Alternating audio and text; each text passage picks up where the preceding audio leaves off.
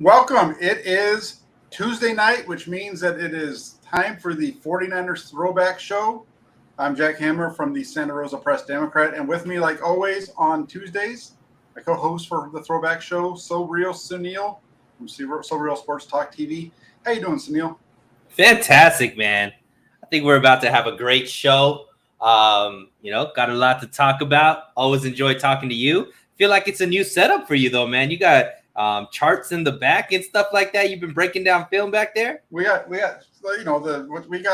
training camp a week away. We got to get ready for this thing. I love That's why it. I don't have my dress shirt on or anything. I'm ready. I love it. It's the boardroom.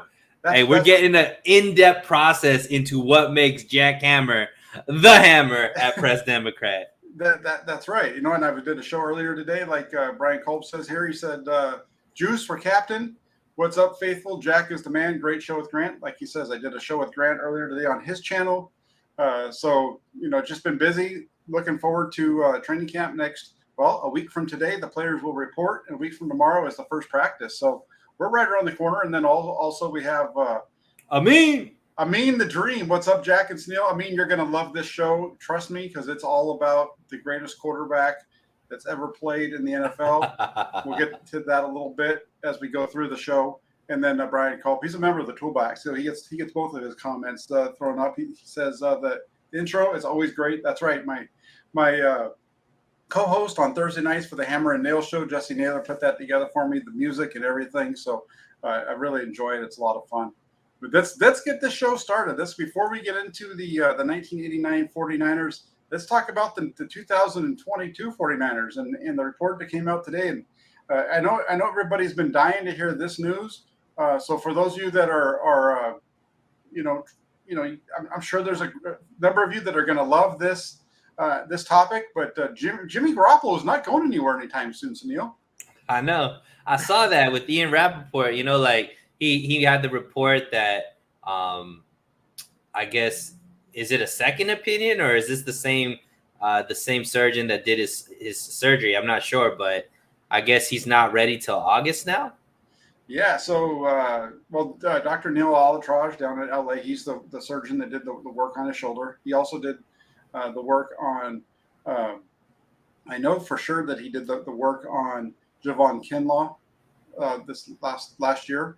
The knee reconstruction. I believe he did the Rams running back Cam Akers that tore his tendon in the back of his foot there, Achilles. He tore that during the preseason. He was able to come back and play last year, and so he's the doctor that was worked on Jimmy Garoppolo. And so he went in and talked to the last visit. According to Ian Rappaport, went well. I'll just kind of read what he said. He said that Garoppolo recently saw Dr. Neil Altraj for a checkup. It's progressing well. San Francisco is thrilled with where he is physically, sources say. The expectation is that he'll be fully cleared around mid-August. Perhaps then we'll know his destination. Jimmy Garoppolo has been throwing for several weeks. The focus will not be making one deep throw, but on making many in a row to hold up to the rigors of a game or in practice.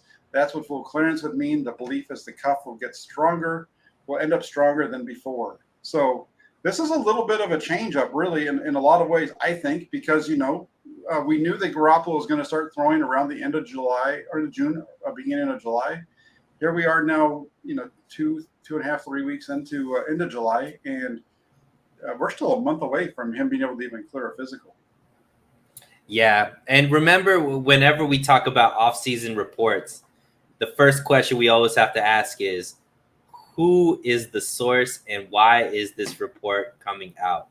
And just from some of the things that took me aback, or maybe not took me aback, that might be too strong, but the things that definitely stood out to me, Jack, was one, the excitement of the 49ers.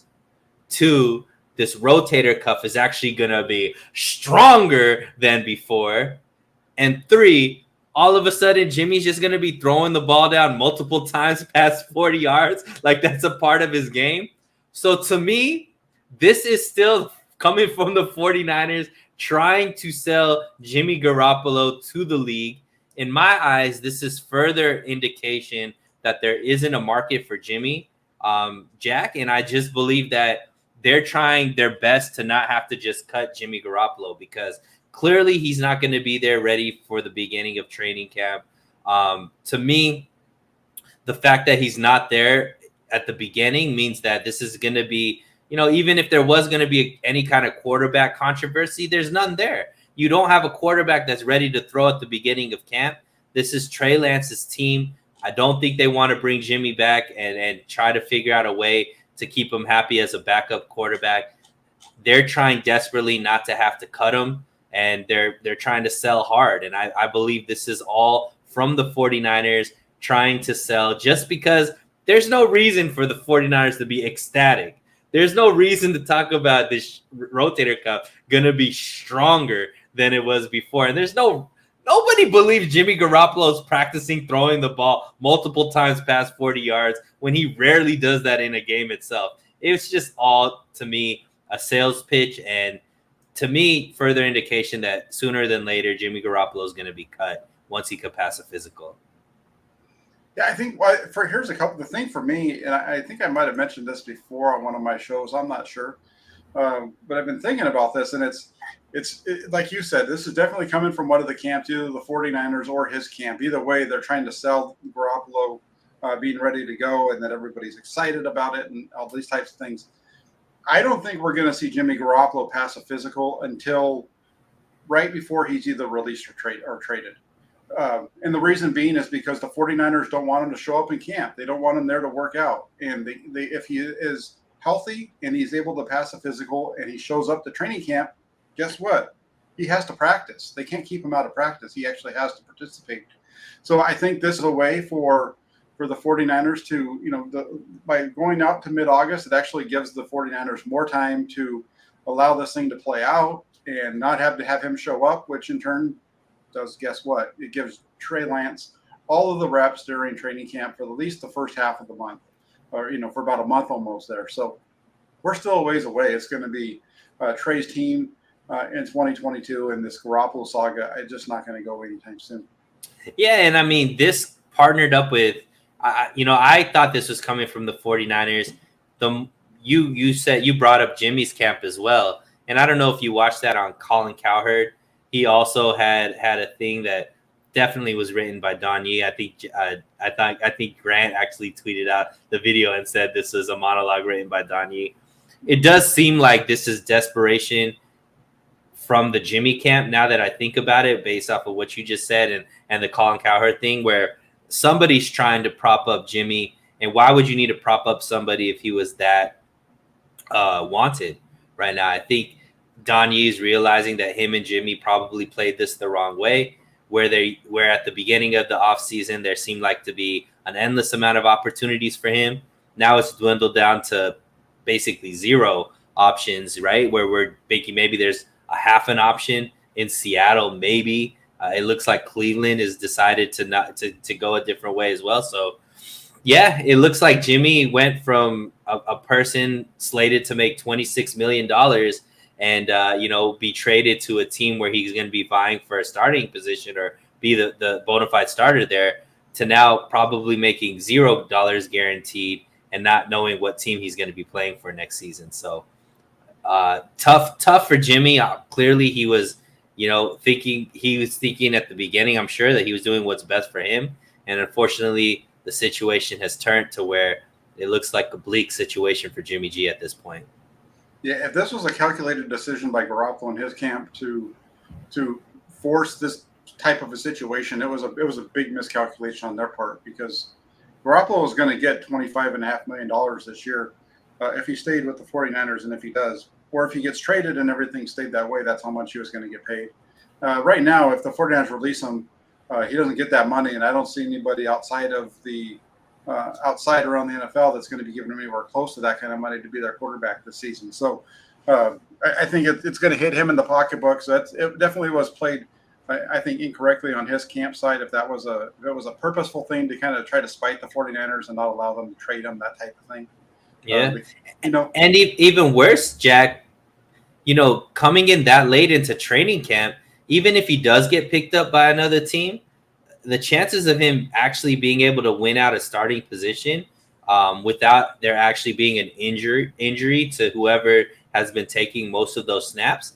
Seems like that'd be a difficult position for him as well, especially if he's going to a new team where he has to learn a new offense. Even though I think, Jimmy is capable, it's putting a lot of pressure on him where it seems like it could have been a much easier decision if he just chose to do this surgery immediately after the season was over versus holding off on it as long as he did. Oh yeah, for sure. And it's gonna cost him. I think, just kind of listening to you talk real quick before I get into the second piece of what I wanted to say, that the Cowherd thing was wild. If you listen to Cowherd and what he's talking about, there's so little of what he says that's even real. and one of the things that I found hilarious was him going off about how it's a false narrative that Jimmy Garoppolo has not been healthy in his career because as Colin Cowherd stated, when Jimmy Garoppolo's been healthy, he's played almost every game. Well, that's awesome, man. But what about 18 when he played only 3 games? What about 2020 when he was only able to play 6, right? Yeah. And so 2 of the 4 years that he's been here the whole time, he's missed over half of the season. He's missed a lot of games. He missed, I think, 40% of the games or something like that during his time in San Francisco. So I don't want to hear that kind of stuff. I think that's just that to me more than anything stood out. Cherry picking. Well, not even cherry picking, but that's coming from somebody that outside of Colin Cowherd, because I don't think he can be goofy enough to think that was actually going to fly by anybody.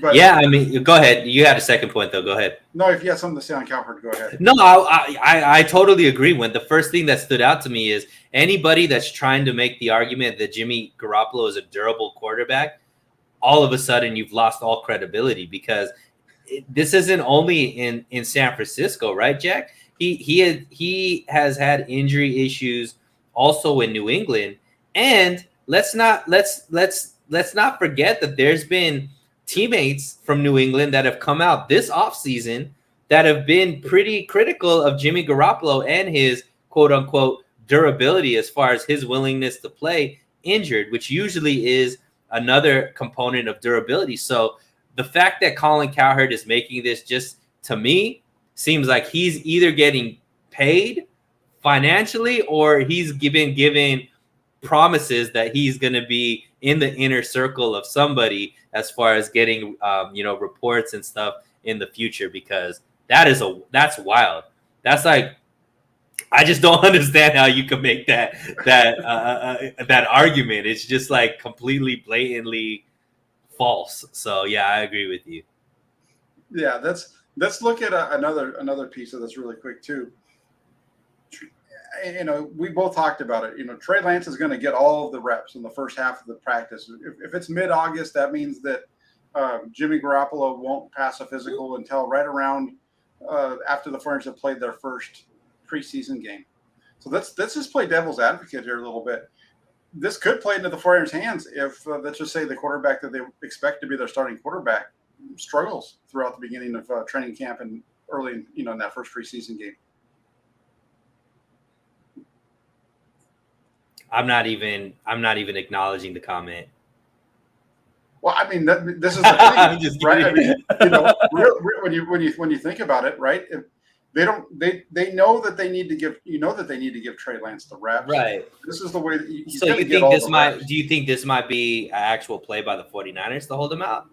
No, I don't think it's a play by the 49ers, but it could play into their hands if Trey Lance, it could work out in their favor. Is all I'm saying is if Trey Lance struggles, they can. I think there's going to be some people that will be a little bit more relaxed as far as, okay, well, let's see what Garoppolo can do, kind of thing, because they already know what he can do. He knows the playbook. It's not about learning that. It's just about getting him on the field, and that amount of time and plenty to get him ramped up for the season, I think. Yeah, well, I'm gonna knock on wood first off because I don't think this is more about Trey struggling. I think this is, I've said this even earlier in the season. At this point, when there's really no trade market anymore, Jack, there's no reason for them to cut him a day before they need to to save the money, right? Because at the end of the day, like you said, it's a safety net. If unfortunately something happens where Trey Lance gets injured, right? And I think it's more the injury thing, Jack, than the actual lack of or struggling and all that kind of stuff, because I don't foresee Trey Lance struggling to the point where they feel like Jimmy is going to be a better option, right? At this point, with the full offseason, the way that Trey's been working and everything we've heard from the people in the know about what Trey Lance is actually doing, I don't foresee him struggling to a point where they believe Jimmy is a better option. But I can see them thinking, like, why should we cut him now when we don't have to really cut him till a day before the season starts and still be able to retain all of that money? To me, he's gonna be here until they either get somebody that's willing to trade and give up assets, or until like they completely need to cut him. I don't think they're gonna do Jimmy any favors at this point, because the truth is Jimmy hasn't done them any favors, at least in this offseason. So I do think this is going to be just kind of, now Jimmy unfortunately lost all leverage. So the 49ers are going to keep him there till they have to cut him, because I don't believe Jimmy Garoppolo's on this roster week 1 for the 49ers unless Trey Lance is injured. Yeah, well, I've said all along I thought he was going to get traded by the start of training camp. So this report says that I'll be wrong on that prediction. Here's the thing, though. I've heard you say it a couple times. You said it, and I hear a lot of people say this. The 49ers don't have to do anything until the final roster comes out. Realistically, the 49ers don't have to do anything, period, with Jimmy Garoppolo, because their roster has already been built. They already have the money. And they don't need to get rid of Jimmy Garoppolo just to get rid of Jimmy Garoppolo. Correct? So, yeah, but I guess for me, what I think that is more important than having Jimmy on the roster is having all of that extra money towards the cap next year. And the reason why I say that, Jack, is the 2023 roster right now has a lot of these very pivotal players in free agency. So I do think that they're going to need that extra money to be able to re-sign, or at least be competitive to re-sign certain players or to refill those positions with talent in free agency, because there's just not a lot of guys signed going into the 2023 season, especially along that defensive line and in that defense overall. So that's why I think where I say they have to do something is that extra $24 million that they could use and roll over into next year's cap, which ends up making it closer to $50 million. I think that's more important than having Jimmy Garoppolo. So that's where I say they have to. But you're right. If they don't feel a need for that, then they don't ever have to do anything. They could just keep Jimmy there. And, you know, if they feel like their culture is strong enough to handle that, because it's going to be constant questions, then they'll keep him. But I just don't foresee that happening, because how do you mend a relationship when you've talked about trading a guy the whole offseason, right? That's just a tough fit for Jimmy to have to come back and be as classy as he's been throughout this whole situation. Yeah, no, I agree with you. From a personal standpoint, this is a really tough spot for the 49ers and Jimmy Garoppolo, right? Because Garoppolo's already kind of said his goodbyes. The team's transitioning to Trey Lance. They expect Lance to be the quarterback of the future, all those types of things. So I kind of agree. I do agree with you. And from a personal standpoint, that Garoppolo shouldn't be around the team, even once he's able to pass a physical. From a football standpoint, I disagree with that. I think the best thing for the 49ers to do is have Jimmy Garoppolo around. If we're not talking about money and we're not talking about, locker room stuff, issues, right? Mm-hmm. When you talk about just from a strictly football standpoint, having Jimmy Garoppolo on the team's the best. Because what happens if, for example, something happens to Trey Lance? He did get hurt last year in his first start. So let's just say he goes out and he gets dinged up in week 5, and he's going to be out for 3 weeks. What do you think was going to happen with Nate Sudfeld? Do you think that, would you rather have Nate Sudfeld, or would you rather have Jimmy Garoppolo coming off the bench for those 3 weeks? Clearly, I mean, Jimmy Garoppolo makes this quarterback room much stronger. He would be the best backup in the league, I would say, at that point. So, yeah, absolutely. But, you did preface that with a lot of big things that we have to ignore for that to be the case. And I just think that, if this was in a vacuum and those things didn't matter, then yeah, but those things I think matter too much for it to be an option. Yeah, I think for the long term, past 2022, look of the 49ers, I think they need to be able to free up that cap space. Mm-hmm. Would Garoppolo be willing to take on less money to stay with the 49ers? I don't know. I don't think so, but who knows? We'll find out as this thing plays out. But it's just interesting to look at now. We know what we know is that Garoppolo is not going to, it's probably going to be mid-August before he's able to pass a physical. Trey Lance is going to be getting all the starting reps in between there during that time, and it's Trey Lance's job to lose. Right, and I mean, you were at camp last year. How important is the first 3 weeks? Because this would put, I guess, like 3 weeks of camp before Jimmy's actually able to fully throw. Is there like that much separation at that point, do you think, as far as 3 weeks of camp compared to what Jimmy would have to come into?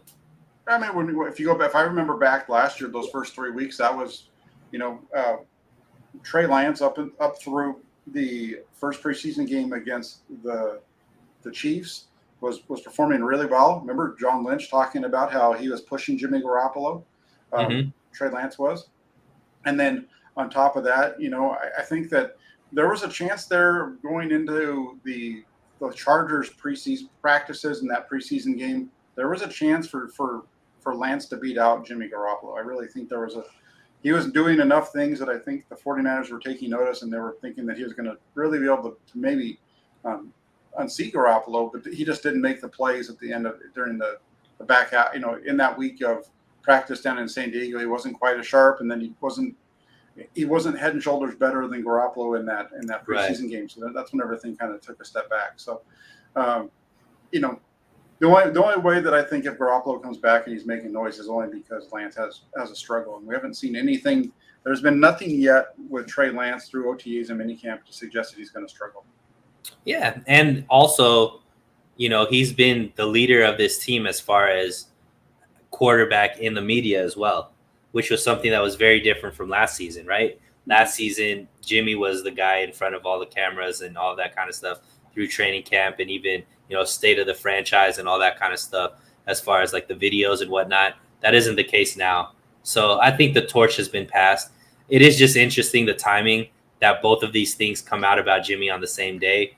Clearly, there's a reason for it. And, I had originally thought it was a San Francisco 49er thing, but I think this is Jimmy's camp. After thinking about it out loud with you, this is Jimmy's camp really realizing that this is our last ditch effort to create a market, because clearly there isn't one right now. Yeah, because that doesn't seem like there is. And so, and real quick, Blind Tom, he says he's a member of the toolbox there. So he says, Jimmy takes a big pay cut, sticks on the team as a backup for this year only. You heard it here first. Shazam! So there we go. And I think if he was willing to take a pay cut, say cut that thing in half, then that makes sense. You're able to roll half that money over for next year for Nick Bosa down the road. So, yeah, it'll be interesting to see what happens. They might not even do anything with Nick Bosa, right? They might not even get his deal done after this year. It might take till 2024. They don't have to get anything done with Bosa until 2024 either, because he's under contract for this year. He's under contract for next year, and the 49ers typically don't redo their fifth-year contract guys prior to that fifth year being played. Right. Yeah, and Bosa, Bosa might want that too, because that gives him, he the longer you stretch it out, as long as he banks on himself to stay healthy, Bosa's going to be the highest paid defensive lineman whenever he gets paid, because he's that elite. So I think the Bosa family is very, very smart when it comes to negotiating contracts. They've done it multiple times. Joey Bosa has already got paid, so Nick is doing what Big Brother does and just wait it out. Yeah, the only thing when it comes to Nick Bosa is that he hasn't been consistent year over year, right? You go back to his Ohio State. If you go back from Ohio State till now, his sack numbers have always fluctuated a little bit. Some of that has to do with some health. He's had injuries in 2 of the last 4 seasons, those kind of things. So, the longer, as long as he can stay healthy, I think we could both agree. If he's healthy, he's been consistent, a consistent disruptor, consistent top 5 defensive lineman I would say, as long as he's healthy. That's the thing. Can he bank on himself being healthy? If he could string together 2 more healthy years, this guy's going to be the highest paid player probably outside of quarterbacks in the NFL. Yeah, fantastic. I agree with you on that. And then Brian Culp, real quick before we move on, says, push the like button, everybody. So perfect. Thanks, Brian, for reminding me to let everybody know to, if you're new to the channel and you haven't already done so, if you could subscribe, that'd be fantastic. And also, if you like what you're seeing, hit that like button as well. Let's move on. Let's get into the, the 4-year throwback, right? So let's get into the 1989 49ers and talk about them a little bit. That was a heck of a team in '89. Now, this is a team they just come off of winning the Super Bowl in '88. They had the last minute, with 34 seconds to go, the touchdown from Montana to Taylor to win the Super Bowl in 1988, Super Bowl 23. And then a lot of things happened after that season, right?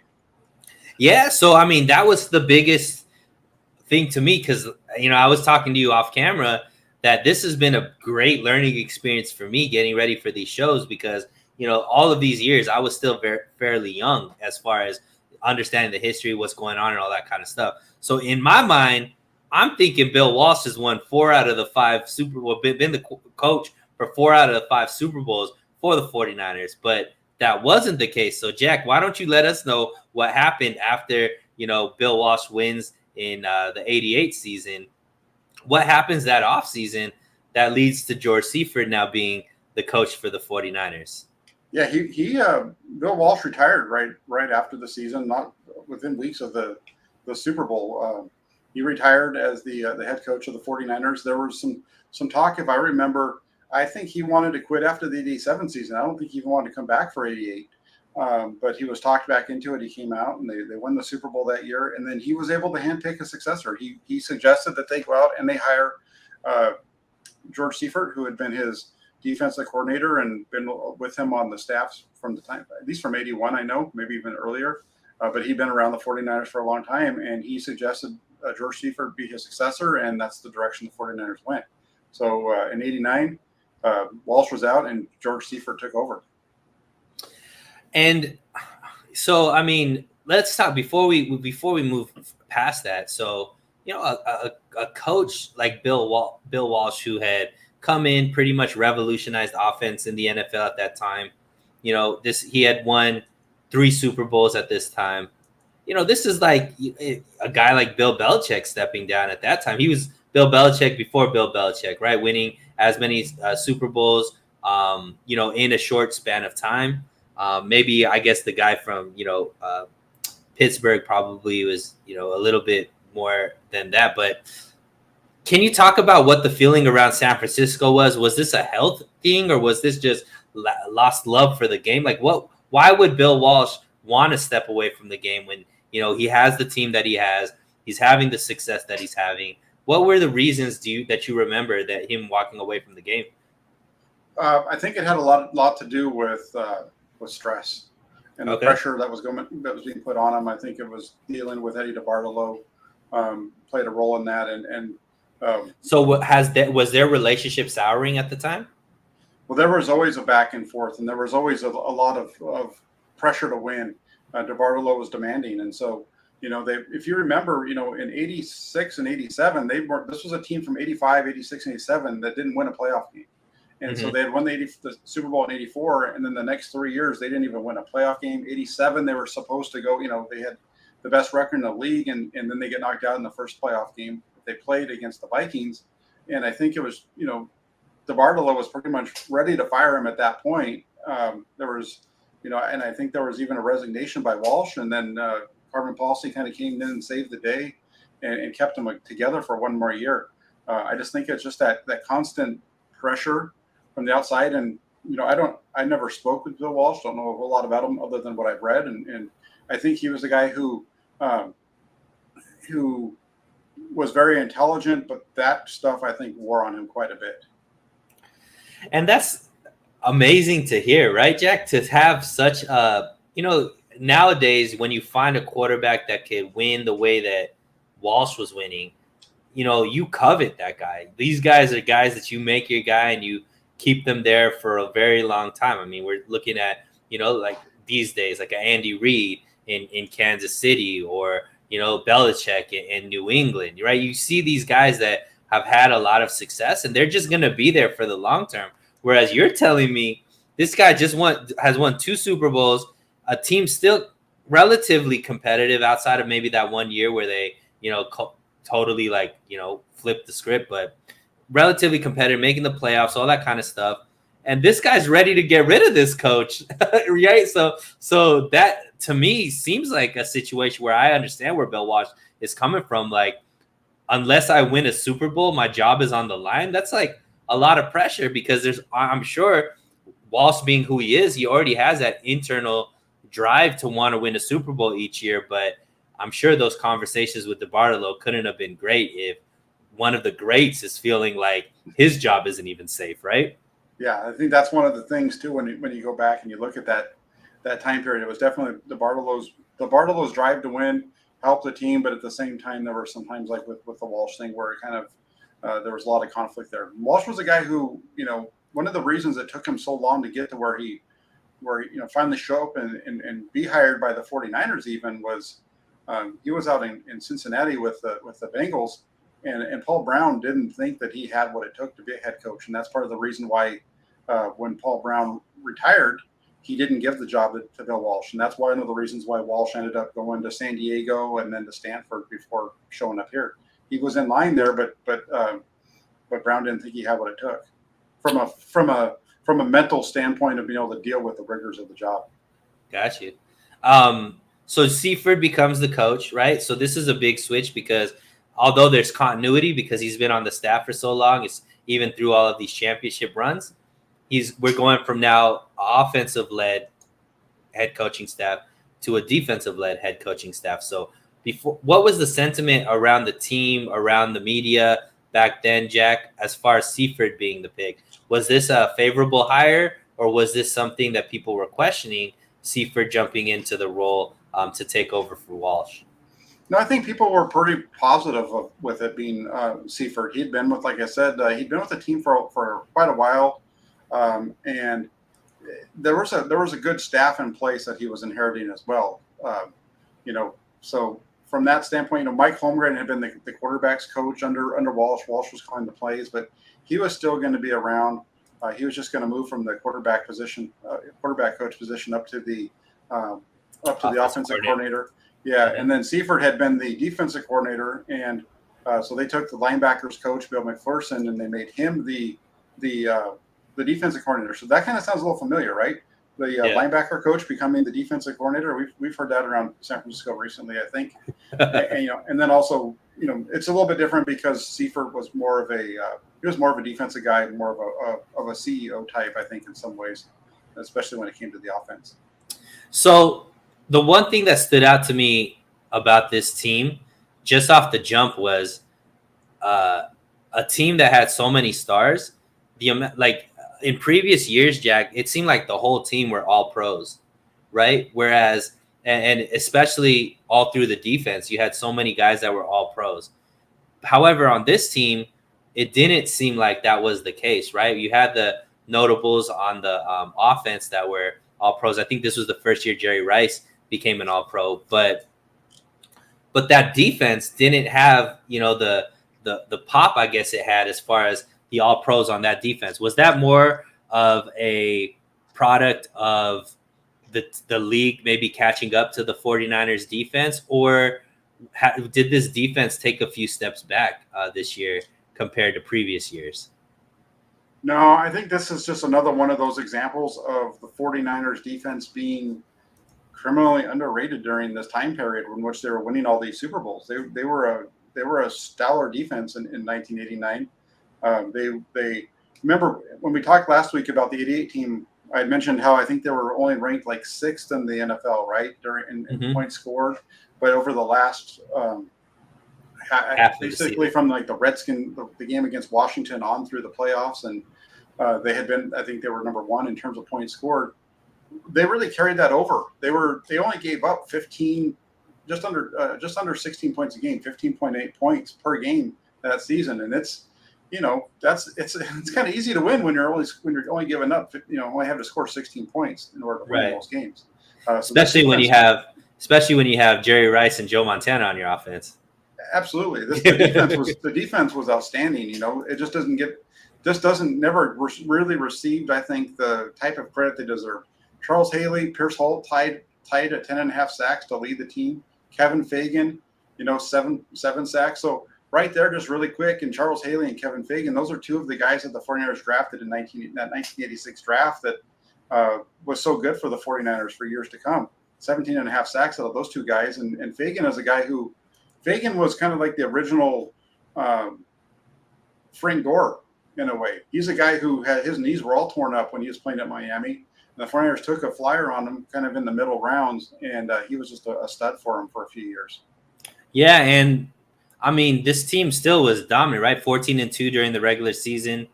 And then the playoff run was not even close, like by those scores. I don't know if there was, second half domination, but it seemed like just from the box scores that there was no doubt that the 49ers were the best team this season in the NFL. Talk to, I guess, a little bit about what your biggest takeaways were from this season. Did anybody stand out to you that came out of nowhere, or what was really the calling card for this team and their dominance throughout the regular season and then, through the playoffs? I think the first thing really quick that I want to touch on was,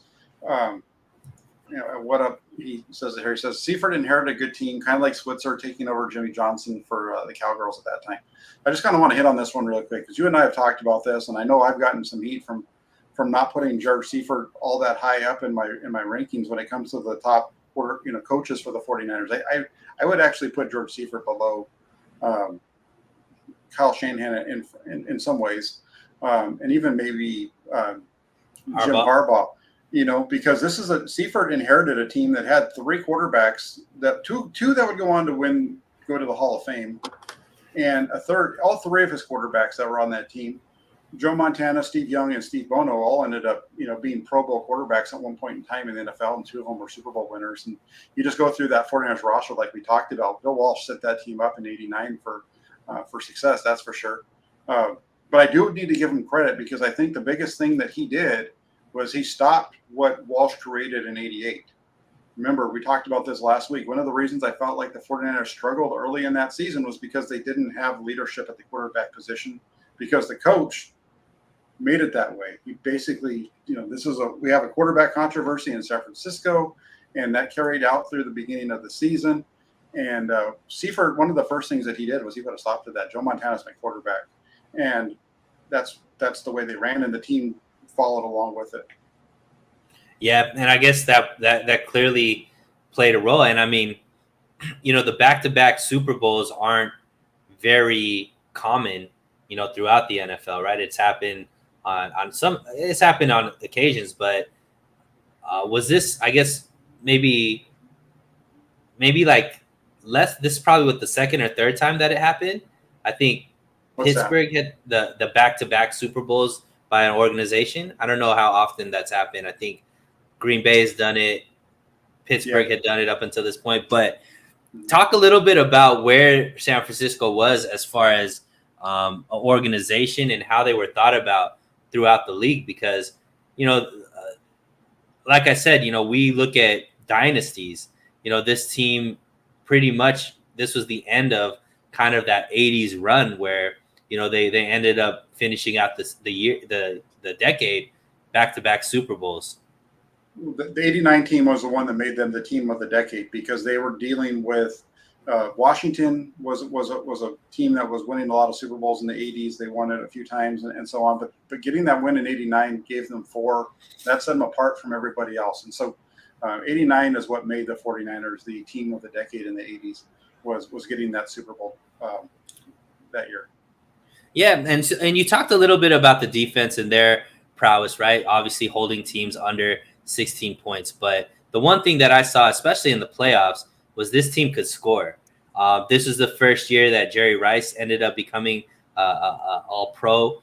And obviously he never stopped being an All-Pro after that, it seemed like. But talk to us a little bit about, because at least for me, the 49ers offense, I think, based off of box scores and the research, I thought maybe it was better than it actually looked like on the stat sheet, right? But this wasn't the case this year, right? In the 89 season. What really got this offense going to where they were just blowing out teams, especially through the playoffs, where they would put up a 50 burger in the Super Bowl, right? So, that's kind of unheard of. What was really going on that made this offense so good?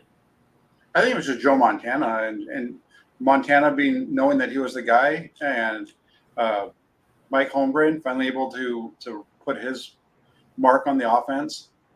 And Jerry Rice was coming into his own. Brent Jones kind of started to come around that season as the tight end. John Taylor was doing his thing, going off. He had 1,000 yards receiving on his own. Think about this: Jerry Rice and John Taylor, they were the two leading receivers for the 49ers in terms of yards.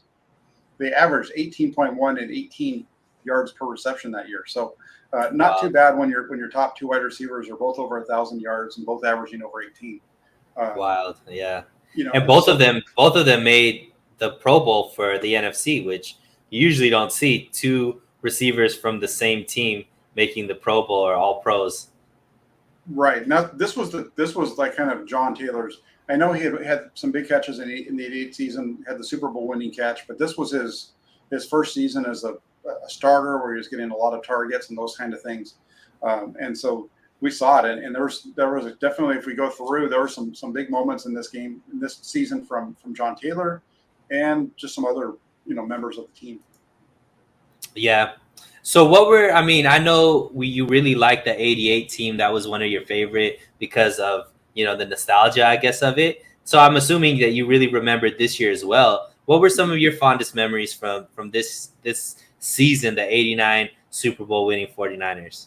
I think you go back in this season to week 3 at Philadelphia. I think that's one of the big games that stands out, at least to me.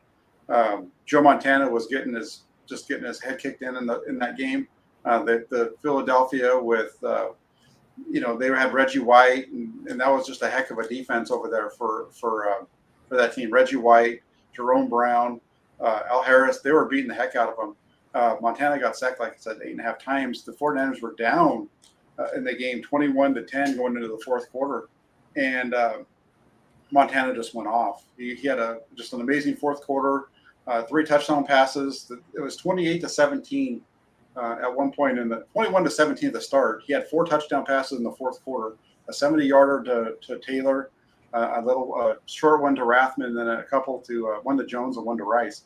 And they scored 28 points in the fourth quarter all on Joe Montana's right arm, and that was the difference. And this is one where, like I said, he was getting the heck beat out of him, but the defense, they held the Eagles also down to 28 points. And a lot of the reason the 49ers were able to come back like they were was they forced Philadelphia to only be able to kick 4 field goals in the game. So that was a big piece of it too. Nice. I think there's a super chat there. I don't know if you want to read that. Yeah, real quick. That's Jay. Jay Aguayo, thank you for the super chat. He says, Jack, Niners lost in 70-71, or we go to the Super Bowl. That's right. They lost to the Cowboys. I think they lost to them in 72 as well. So definitely that's part of why the Cowboys rivalry was so big. Was back in the 70s for sure. Right in a row. Yeah, and talk a little bit about the dominance in the playoffs, Jack, because these games at the end of it weren't even close, and you don't usually see that kind of dominance from a team, especially. It just seems like the 49ers really caught on fire going into the playoffs. The offense was on all cylinders, and clearly that defense was on all cylinders, which led to some pretty non-competitive games, at least from the box score. But were these games a lot more competitive than maybe the box score shows? No, real quick, before we get into that, we do have to talk about the Monday night game really quick. Okay. The Monday night game against the Rams, that's when the 49ers clinched the NFC West, and that's the game in which John Taylor had the 2 touchdowns of 95-plus yards, of 90-plus yards on nothing other than a slant, a quick slant from Montana to John Taylor that he took 90-plus yards. Montana ends the night with, I think, 400 yards passing or something like that. It was just crazy the amount of yards he had that night. What was it? Real quick, I'll tell you. He was 30 of 42 for 458 yards, 3 touchdowns and two touchdowns.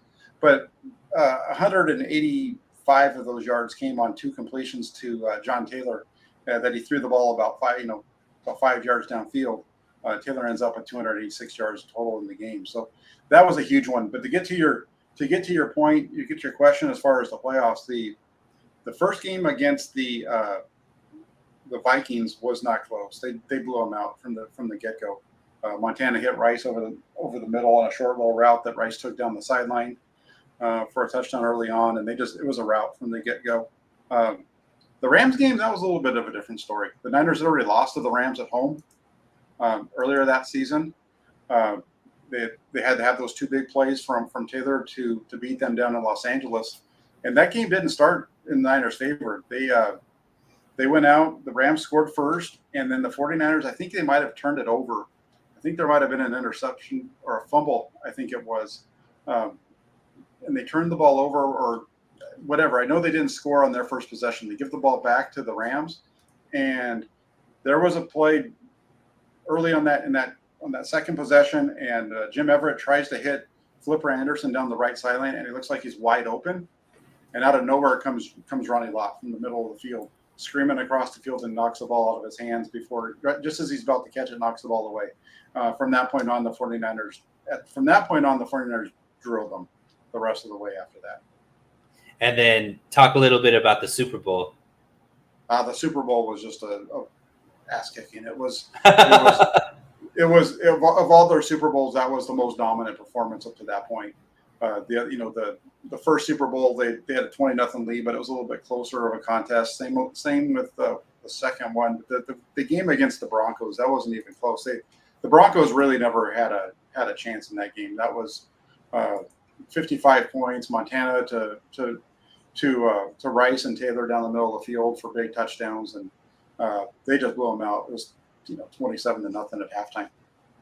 Was this Elway-led Broncos team? Was Elway there yet? Oh yeah, definitely. This was, I think, Elway's third Super Bowl loss. Wow. I know for sure it was the second because it was his third because he had lost to the Giants and he had lost to Washington in '86 and '87. Took a year off of losing Super Bowls and then came back in this one. So this is his third Super Bowl loss in 4 years. What was it that made the 49ers so dominant in the postseason, at least this run? I know you talked a lot about the air and Joe Montana, but was there anything that was different, X's and O's wise, that Holmgren brought in, that or maybe Seifert was able to bring as a head coach that really caused them to elevate themselves? Because like you said, this was the most dominant run, most dominant Super Bowl that the team had up until that point. I just think it was just the players it was just a dominating team. Montana was on fire. Taylor and Rice, he had great weapons there. He had the running game going with Roger Craig and Tom Rathman making big plays for him. It was just all around. And then on the defensive side, you just had a really strong defensive unit. Haley and Holt. I mean, it's hard to win games when your quarterback's on their back, and the 49ers did that quite a bit to opponents throughout. I mean, the NFC Championship game in that season, really quick, just to step back just a little bit, was the game where the 49ers pass rush was so dominant against Jim Everett that he dropped back to pass and didn't have anybody within 3 yards of him and just buried himself in the ground and the turf because he was afraid he was going to get hit. That led to Jim Rome calling him Chris and all that kind of stuff from that point on. So, yeah, that defense was dominant. And then even in the Super Bowl, they got to Elway 6 times. Wow. Yeah, tough to win unless you're Joey Burrow over there getting sacked that many times and still being able to pull off a victory in the playoffs. But that's great. I mean, clearly this was a big year because, this was the last year of the decade. And like you said, the 49ers won 4 times in that. And if you even go shorten it to where their first Super Bowl, they won 4 Super Bowls in pretty much an 8 or 9 year span, right? So at this point, they were extremely dominant. I'm assuming the faithful are excited because you made the coaching change and still were able to have the same results, and it looked like the team even got better. So I'm assuming there was a lot of goodwill and smiles and Hallmark cards going around the faithful around this time period. Yeah, and then they weren't done. They came back the next year and they were right there to go back for the three-peat, and Yeah, just didn't work out.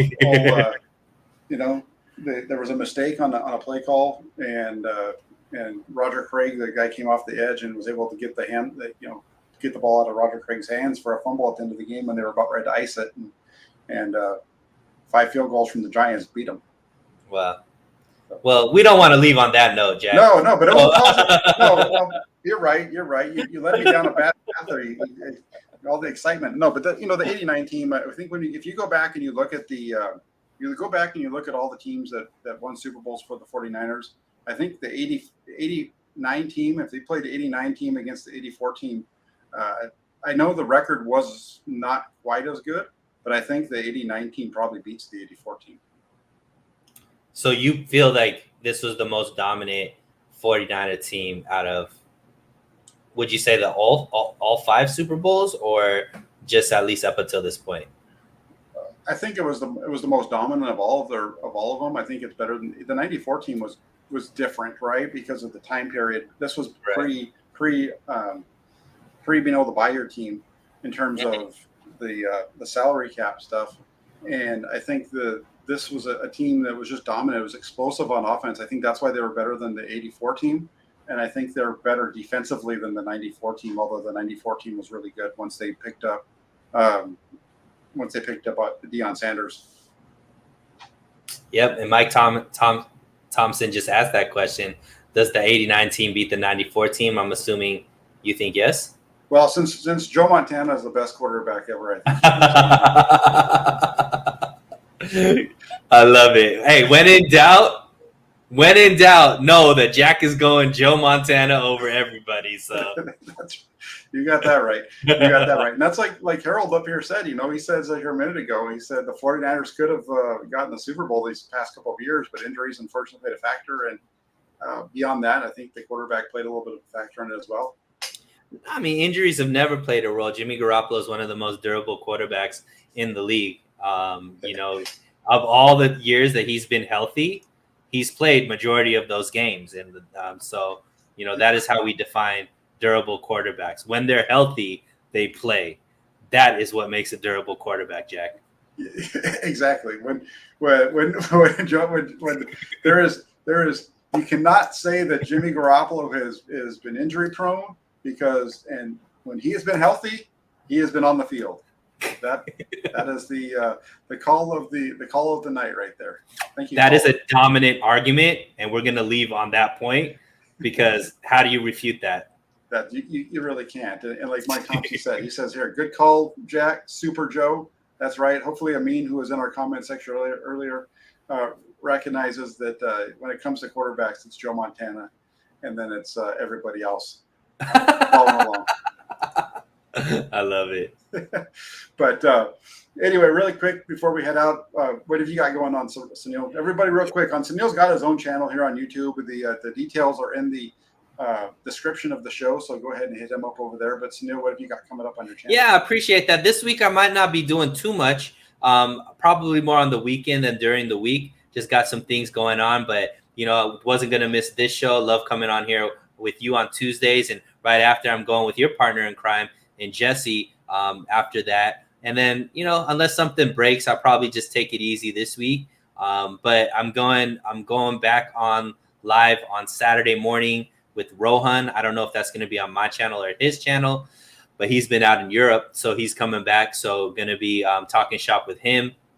And then, next week, planning on going hard, man. Training camp means that, we're back to actually talking about what's going on the field rather than just speaking about off the field and projections. So I'm really excited about this training camp, Jack. There's a lot of battles that I want to see and see who really makes that 53-man roster, because I think there's going to be a lot of great talent that don't make this team. I think there's going to be some really good talent. Yes, for sure. We'll get into that next Tuesday when we get together to look at the '94 team and then get ready for training camp. But if you guys are already following Suneil, get over there. He's just a little short of getting to 1,000. We want to try to push him over that. So if you're subscribed to my channel and you're not already subscribed to his, get over there and subscribe to him. Now do that as a favor for me. I also just want to say thanks to everybody in the comment section. You guys have been great. If you can do me one other favor, hit that like button, hit the subscribe button, hit the little bell notification too, so you always know when we go live. And then get over to 49ers.pressdemocrat.com. That's the newspaper that I write for, and the blog. We keep that up and going, and there'll be a new article going up tomorrow. And then, as Suneil said, we've got training camp starting next week on Wednesday. So keep it locked right here into the channel, because I'm going to be reporting every day from training camp with the report of what happened that day, and then you'll also be able to read about it at the Press Democrat. So check it out, lock yourself in, and let's have a get ready for the season to come up. Thank you again, Suneil. Thank you again to all of you. We'll talk to you soon. I will be back on Thursday for the Hammer and Nail Show with my guy, Jesse Naylor. Take care.